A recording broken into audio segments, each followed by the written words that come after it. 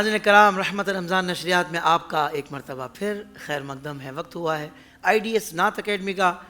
آپ کو انتظار تھا نا؟ جی ہاں، مجھے بھی بہت مزہ آتا ہے کیونکہ یہ سیگمنٹ ہی ایسا ہے کہ خود بھی نعت خواں ہوں نا. اصل میں ایک سفر رہا ہے، بچپن سے نعت پاک پڑھنے کی کوشش کر رہا ہوں اور پھر بہت سارے نشیب و فراز آئے ہیں. پہلے انداز مختلف تھا عمر کے حساب سے، پھر جیسے جیسے وقت گزر رہا ہے تو اسی طریقے سے ہم کوشش کر رہے ہیں کہ اصلاح کی جائے، بہتر سے بہتر لب و لہجہ اختیار کیا جائے اور جیسی ضرورت ہو وقت کی یا جیسی کلام کی ضرورت ہو کہ بھئی اس کلام کو اس انداز سے پڑھا جائے تو کوشش کرتے ہیں کہ اسی انداز کو اختیار کیا جائے. ہمارے ساتھ الحمدللہ شاعر اہل سنت حضرت علامہ نثار علی اجاگر صاحب آج ایک مرتبہ پھر جلوہ فرما ہیں، اور دیگر جو نوجوان ہیں، بچے یہاں، آپ سب کو السلام علیکم ورحمۃ اللہ وبرکاتہ. بھئی جواب تو مل کے دے دیا کرو. السلام علیکم ورحمۃ اللہ وبرکاتہ. وعلیکم السلام ورحمۃ اللہ وبرکاتہ. علامہ صاحب کیسے مزاج ہیں آپ کے؟ خیریت سے ہیں؟ الحمدللہ، اللہ کا کرم. اللہ آپ کو جزائے خیر عطا فرمائے. حضرت میں چاہ رہا ہوں کہ کلام کی طرف ہم جائیں، اس سے پہلے ایک بڑا اہم سوال آپ سے کرنا تھا. اچھا حضرت، ہمارے ہاں محفلوں کے اندر یہ رجحان ہے کہ زیادہ تر وہ کلام یا وہ انداز اختیار کیا جاتا ہے پڑھنے کا کہ جس میں عوامی رسپانس زیادہ ہو. تو بھئی حمد پڑھی نہ پڑھی کم ہی پڑھی جاتی ہے، یا پڑھتے بھی ہیں تو بس شروع میں پڑھی، اس کے بعد دیگر ثناخواں آ کر نہیں پڑھتے. لیکن حضور کی مدح بھی تو اللہ کی حمد ہے، اللہ کی نعمتوں کا چرچا کرنا یہ بھی اللہ کی حمد ہے. تو نعمت عظمیٰ ہے حضور تو اس انداز سے بھی حمد تو خیر آخر تک پڑھی جاتی ہے اگر اس حساب سے بات کی جائے. پھر اس کے بعد مناقب میں بھی آپ دیکھیں نا کہ سیدنا صدیق اکبر رضی اللہ تعالیٰ عنہ، ان کی شان میں منقبت پچھلے سالوں میں تو بہت کم پڑھی جاتی تھی، لیکن کچھ سالوں سے الحمدللہ پڑھے جاتے ہیں کلام. پھر شان سیدنا عمر فاروق، شان سیدنا عثمان غنی، شان مولا علی کرم اللہ تعالیٰ وجہ الکریم، پھر حسنین کریمین. تو حضرت مجھے تھوڑا سا یہ بتائیں کہ ایک نعت خواں کو اپنا کیا مزاج رکھنا چاہیے پڑھنے کے حوالے سے؟ کبھی کوئی وہ بھی سوچتا ہے کہ یار کیا پڑھوں، آدھا گھنٹہ ہے، حمد پڑھوں، نعت پڑھوں، نعتیں پڑھوں تو کتنی پڑھوں، استغاثے کتنے پڑھوں، مناقب کتنی پڑھوں؟ تھوڑا سا آپ مزاج بتائیں حضرت کہ ایک پڑھنے والے کا مزاج کیا ہونا چاہیے. دیکھیں حافظ صاحب، اصل میں کچھ بزرگان دین جو تھے ہمارے، وہ کیا کرتے تھے، شروع میں ہم پڑھتے تھے، پھر نعتیں، پھر آخر میں مناقب. عرصے دراز تک یہ چلتا رہا، عرصے دراز تک، آخر میں صلاۃ و سلام ہو گئے. مگر چونکہ آج مروجہ جو محافل ہیں، ہر نعت خواں سمجھتا ہے میں اپنی محفل خود کر کے جا رہا ہوں. ہر نعت خواں جب آتا ہے وہ سمجھتا ہے میری محفل پوری ہو گئی. تو کیا کرتا ہے، بسا اوقات وہ حمد کا انتخاب کرتا ہے، 2-3 اشعار پڑھ لیے، پھر نعت پر آ گیا، مناقب پر آ گیا. میں سمجھتا ہوں کہ ہر نعت خواں کو اس دور میں یہ چاہیے کہ وہ دیکھے اس کا مطمع نظر کیا ہے، اس کی آرزو کیا ہے، اس کے دل میں کیا چھپا ہے، اس کی نیت کیا ہے. دیکھیں، ایک ہوتی ہے کثرت، ایک ہوتی ہے برکت. جب آپ کی توجہ صرف مادی چیزوں پر ہو یا کمرشل چیزوں پر ہو، یا ذہن میں ہو کہ فلاں پیر صاحب آئے ہیں، فلاں یہ پسند کرتے ہیں، فلاں یہ پسند کرتے ہیں، یہ میں پڑھوں گا تو میرا ماحول بن جائے گا، بالکل میں نیکسٹ لیول پہ چلے جاؤں گا، یہ میں سب سے الگ ہو جاؤں گا. تو اس کو چھوڑ دیں آپ.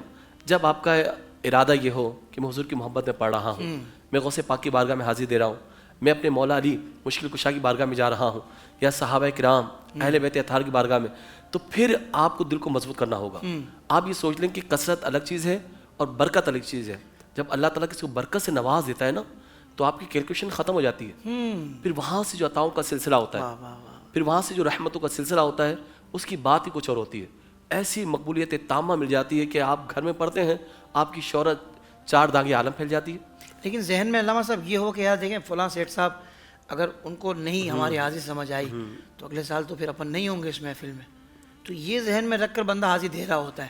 تو آپ کہہ رہے ہیں کہ یہ نہ ہو ذہن میں؟ یہ تو بالکل نہیں ہونا چاہیے حافظ صاحب. دیکھیں، بسا اوقات آپ پوری کوشش کر جاتے ہیں، آپ نے دیکھا ہوگا کہ جو سیٹ صاحب کو یہ پسند ہے، فلاں آرگنائزر کو یہ پسند ہے، یہ پسند ہے، اس کے باوجود بسا اوقات آپ نہیں ہو پاتے.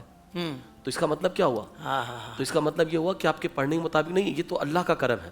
کیا بات ہے. آپ اپنا 100% ڈال دیں حضرت، پوری محنت کر لیں، اپنا 100% ڈال دیں، اور نتیجہ اللہ کے دستے قدرت پہ چھوڑ دیں آپ. سبحان اللہ. پھر آپ کی جو دل کو نا سکون مل جائے گا. ورنہ میں نے دیکھا ہے بے سکونی رہتی ہے، بے قراری رہتی ہے، پتہ نہیں وہ آگے مجھے آئندہ سال بلائیں گے نہیں بلائیں گے، آئندہ سال بلائیں گے نہیں بلائیں گے. یہ بلانے والے کون ہوتے ہیں یار؟ آپ کا نام بہت بڑا ہے، آپ کس کے آپ ثناخواں ہیں. ہم جن کے ثناخواں ہیں وہ بھی تو وہاں ہوں گے. ہم جن کے لیے پڑھ رہے ہیں نا، بس مطمع نظر میں سمجھتا ہوں یہی ہونا چاہیے. کوثر تو ہے ان کا ثناخواں، یہ معمولی بات نہیں، یہ معمولی بات نہیں ہے. اصل میں ہم بعض ثناخواں نا معذرت کے ساتھ وہ بھول جاتے ہیں کہ ہمارا مقام کیا ہے، ہماری حیثیت کیا ہے. وہ یقین کریں میں نے کچھ دیکھا ہے، کچھ نعت خواں ایسے ضرور ہیں، ایک محفل سال میں وہ جناب وہ حاجی صاحب کرواتے ہیں، پورے سال رابطے میں رہتے ہیں. اگر میں رابطے میں نہیں رہوں گا تو یہ بلائیں گے نہیں. اوئے ہوئے ہوئے. اگر محبت رسول کے تقاضے کیا ہے، عشق رسول کے تقاضے کیا ہے، یہ آداب نعت گوئی کیا ہے، تو یہ اگر آپ کے ذہن میں ہوگا نا تو میں سمجھتا ہوں کہ پھر آپ کی منزل بھی الگ ہوگی، آپ کا مقام بھی الگ ہوگا. آپ دیکھیں آج ہمارے کچھ ثنا خواں ایسے ہیں، پوری دنیا میں ایک ساتھ ڈیمانڈ آتی ہے. ایک ثنا خواں مجھے کہتے ہیں اس وقت ربیع الاول میں مجھے تقریباً 25 ملکوں سے آج مجھے بلایا جا رہا ہے، 25 ملکوں سے. تو کیا وجہ ہے؟ واہ واہ واہ ماشاء اللہ. کوئی نہ کوئی تو وجہ ہوگی نا. اسے ہمارے مجھے بڑے پسند ہے علامہ رضا ثاقب مصطفی، ان کے ایک چاہنے والے مجھے بتا رہے تھے کہ تقریباً ربیع الاول کے اندر 50 سے زائد ملکوں میں ان کو آفر ہو رہی ہے کہ وہ بلایا جا رہا ہے. تو ڈیمانڈ ہے نا، تو آپ پڑھیں اللہ کے لیے خلوص سے دل کے ساتھ، اخلاص قلبی کے ساتھ، خالصاً لوجہ اللہ. جب آپ پڑھیں گے نا تو پھر کمرشل چیزیں سب پیچھے رہ جائیں گی انشاءاللہ. واہ واہ واہ بھائی کیا کہنے ہیں علامہ صاحب، اللہ آپ کو جزائے خیر دے. غلام محی الدین قادری سے کلام سنتے ہیں. جہاں بھی ہو وہیں سے دو صدا، سرکار سنتے ہیں. جہاں بھی ہو وہیں سے دو صدا،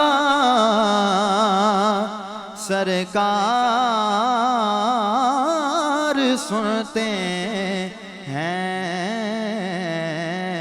سرے آئینہ سنتے ہیں، پسے دیوار سنتے ہیں. میرا ہر سانس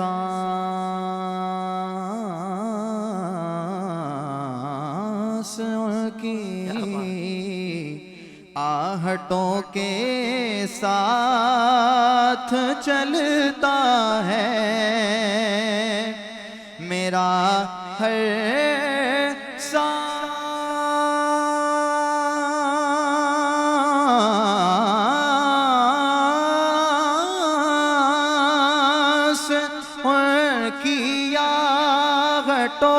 کے ساتھ چلتا ہے. میرے دل کے دھڑکنے کی بھی وہ رفتار سنتے ہیں. میرے دل کے دھڑکنے کی بھی وہ رفتار سنتے ہیں. واہ واہ واہ واہ واہ سبحان اللہ سبحان اللہ. کیا کہنے علامہ سبحان صاحب، اللہ ماشاءاللہ. بہت کیا کہیے گا؟ بہت پیارا پڑھا ماشاءاللہ، بہت پیارا پڑھا. بڑی انرجی کے ساتھ پڑھ رہے تھے، بھرپور توانائی کے ساتھ پڑھ رہے تھے، اور اسی طرح پڑھنا چاہیے. بس یہ ہے کہ ان کیفیت کے اندر بسا اوقات میں نے دیکھا ہے کچھ ثنا خواں پڑھتے ہیں نا، ایک ہی تسلسل کو قائم رکھتے ہیں. ایک کلام پڑھا، دوسرا بھی اسی رنگ کا، تیسرا بھی اسی رنگ کا. بسا اوقات کیا ہوتا ہے محفل لگتا ہے کہ ڈریگ ہو رہا ہے پڑھنا. تو تھوڑی سی کیفیت کو تبدیل ہونا چاہیے. جس ہم گفتگو کرتے ہیں تھوڑا سا نشیب و فراز اچھا لگتا ہے نا، واہ واہ آواز کا زیر و بم اچھا لگتا ہے، فلیور چینج ہونی چاہیے. فلیور تھوڑا چینج ہونا چاہیے. جی جی کیا بات ہے. آپ یقین مانیں کہ میں سوچ رہا تھا کہ ان سے کوئی فرمائش کوئی مختلف کر دوں. بالکل اچھا دیکھیں جیسے آپ نے کلام، آپ کا کلام ہے جو حافظ احسن قادری نے پڑھا ہے، مدینے مجھ کو بلا لے بہت اداس ہوں میں. ماشاءاللہ جب وہ یہ کلام پڑھیں گے تو کتنا مختلف لگے گا ان کے. بالکل الگ لگے گا. ہیں پتہ نہیں آپ نے سنا ہے کہ نہیں، تو آپ انشاءاللہ اس کی تیاری ہوگی تو آپ سے ضرور سنیں گے انشاءاللہ کسی پروگرام کے اندر. تو علامہ صاحب یہ بات اس پہ چل رہی تھی کہ کمرشلزم تو بہت زیادہ ہمارے یہاں ہے کہ بھائی یہ کلام پڑھیں گے تو واہ واہ ہو جائے گی، اور اس انداز سے ذرا پبلک کو ہاتھ اٹھوا دیں گے تو بھی اپنی سمجھو کہ اگلے سال حاضری پکی ہے. تو آپ نے نیتوں پر تو بڑا بہترین کلام فرمایا ہے. تو میں چاہوں گا کہ اسی حوالے سے کچھ اور جملے بھی ارشاد فرمائیں کہ نیتوں کا کتنا عمل دخل ہوتا ہے. دیکھیں اعمال کا دار و مدار نیتوں پر ہے. جس کی نیت ہو کہ جناب عورت کے لیے تو اس کو وہ ملے گا، جس کی نیت ہو مال کے لیے اس کو وہ ملے گا. تو نیت سے ہٹ کر انسان کا کچھ بھی نہیں ہے. صحیح. احزار نیت یہ شرط ہے کہ آپ کی احزار نیت کیا ہے. تو اس لیے میں سمجھتا ہوں ثنا خواہ کے مقاصد الگ ہونے چاہیے، صحیح. اس کے منازل الگ ہونے چاہیے. جب اس نے سوچا ہے کہ مجھے بچے کو عاشق رسول بنانا ہے، جیسے دعوت اسلامی کا نعرہ ہے نا، بچے کو نمازی بنانا ہے، واہ واہ واہ. ہے نا، مسجد بھرو تحریک کو شروع کرنا ہے. تو ایسے ہی میں چاہتا ہوں کہ ثنا خواہ بھی کچھ نعرے اپنے بنا لیں. کیا مجھے بچے کو عاشق رسول بنانا ہے، گھر گھر میں نعت خوانی کرنی ہے اور ذکر مصطفیٰ کے اجالے ہر گھر میں پہنچانے ہیں. تو جب آپ کا مقصود یہ ہوگا نا تو آپ کی نیت یہ ہوگی تو انشاءاللہ یہاں سے نا آپ کے ارادے بدل جائیں گے، آپ کا پڑھنا بدل جائے گا، پھر ایسی برکت مل جائے گی انشاءاللہ آپ کی آواز گھر گھر پہنچ جائے گی. واہ واہ واہ. آپ دیکھیں آج کے دور میں پوچھنا چاہتا ہوں سر کتنا مشکل نہیں ہے کہ آپ کی آواز ہر گھر میں پہنچ جائے، کتنا مشکل کام ہے. اب میں سمجھتا ہوں کہ انسان جتنی بھی کوشش کر لے کیونکہ نیا ثنا خواہ وہ ہر گھر میں پہنچ جائے، یہ بہت مشکل کام ہے. ہاں جس پر اللہ کی رحمت ہو جائے، جس پر کرم کی بارشیں ہو جائیں، چھم بارشیں ہو جائیں تو یہ ہو سکتا ہے. تو میں سمجھتا ہوں اپنی نیت کو اچھا رکھیں، یہی مقصد ہے. اچھا میں کہنا چاہوں گا نعت خواہ جب محنت کرتا ہے، مشق کرتا ہے، کبھی سوچا اس نے کہ میں اکیلے میں خاص رسول اللہ کی محبت میں کم نعت پڑھتا ہوں؟ اللہ اکبر. بھائی مشق الگ ہے، ریاضت الگ ہے، تیاری الگ ہے، اس کو چھوڑ دیں آپ. کبھی ایسا ہوا ہے کہ آج یار میں نعت درود پاک پڑھوں گا 100 مرتبہ عشاء کے بعد، اور آج میں خاص نعت پڑھوں گا اپنے آقا کو سناؤں گا، اللہ اکبر. اور وہ نعت بیٹھ کر بعدہ پڑھ کر پھر سو جاؤں گا. دل میں ہو یاد تیری گوشہ گوشۂ تنہائی ہو. یہ کلام تو پڑھتے ہیں نعت خواہ، پر یہ والی کیفیت جو اکیلے میں ہو آپ اس کی بات کر رہے ہیں. جی جی بالکل ایسی بات کر رہا ہوں. آپ دیکھیں نا یہ کبھی کیفیت پیدا کرے نا، یہ ہمیں اپنے آپ سے سوال کرنا چاہیے. یہ سچائی ہونی چاہیے پڑھنے کے اندر. اچھا حافظ صاحب میں آپ سے ایک سوال کرنا چاہوں گا، آپ نے بڑے سوالات کیے کہ بسا اوقات آپ نے دیکھا ہوگا کہ ایک نعت خواہ یہ چاہتا ہے کہ پاکستان جو سب سے بڑی محفل ہے نا، فلاں محفل ہے، میں اس تک پہنچ جاؤں، یہ سب سے بڑا اسٹیج ہے وہاں پہنچ جاؤں، یہ بڑا چینل ہے وہاں پہنچ جاؤں. تو یہ خواہشات کیسے ختم ہو سکتی ہیں یا یہ خواہشات ہونی چاہیے؟ آپ کیا سمجھتے ہیں؟ دیکھیں حضرت، یہ خواہشات ویسے فطری تو ہیں، یہ چیزیں ذہن میں آتی تو ہیں، عمر کے کسی نہ کسی اسٹیج پر یہ چیزیں ذہن میں ہوتی ہیں نا. اور پھر ظاہر بات ہے کہ جیسے جیسے بندے کا شعور بڑھتا جاتا ہے نا تو اس کی خواہشیں بڑھتی ہیں. تو اب سوال یہ ہے کہ یہ خواہشیں ہونی چاہیے کہ نہیں. جی جی. تو میرا یہ خیال ہے کہ اعتدال. ہاں ہاں ہاں. سب سے پہلا جملہ تو یہ ہے کہ بالکل نہ ہو، سبحان اللہ، اللہ اس کے رسول کی رضا ہی مقصود ہو. اللہ پہلی بات تو یہ، واللہ یہی بات ہے. لیکن اگر دنیاوی اعتبار سے بات کی جائے، علامہ صاحب نے جس پیرائے میں یہ بات پوچھی ہے، تو میں کہتا ہوں اعتدال. ان چیزوں کو ہمیشہ کے لیے آپ ثانوی حیثیت ہے. کیا بات ہے، کیا بات ہے. اور سب سے پہلے مقدم اللہ اس کے رسول کی رضا کو رکھے. چاہے زندگی کا کتنا ہی بڑا اسٹیج ہو، دنیا کا کتنا ہی بڑا اسٹیج ہو، زندگی کی کتنی ہی بڑی منزل ہو، کتنی بڑی اچیومنٹ ہو، اس میں یہ دیکھیں کہ یار کہیں رب اور اس کے رسول ناراض تو نہیں ہوں گے. اب ناراضگی کے جو اسباب ہیں ان پر غور کرنا پڑے گا کہ بھائی میں اگر اس اسٹیج تک جانا چاہتا ہوں تو کیا ہے؟ ریاکاری مقصود ہے، دکھلاوا مقصود ہے، اپنی واہ مقصود ہے، حب جا مقصود ہے. اگر مقصود ہی یہ چیزیں ہیں تو یہ تو سارے روحانی امراض ہیں.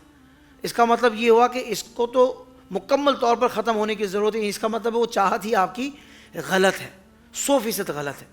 ہاں اگر چاہت یہ ہے کہ یار اللہ اس کے رسول کی رضا تو مقصود سب سے پہلے ہے، مگر کیا ہی اچھا ہو کہ مجھے اس اسٹیج پہ جا کر بھی حضور کی نعت پڑھنا نصیب ہو اور میں اس اسٹیج کے ذریعے بھی ایک اچھا پیغام یا اچھی آواز یا ایک اچھا لب و لہجہ اختیار کر کے میں حضور کی نعت پڑھ سکوں. سبحان اللہ سبحان اللہ.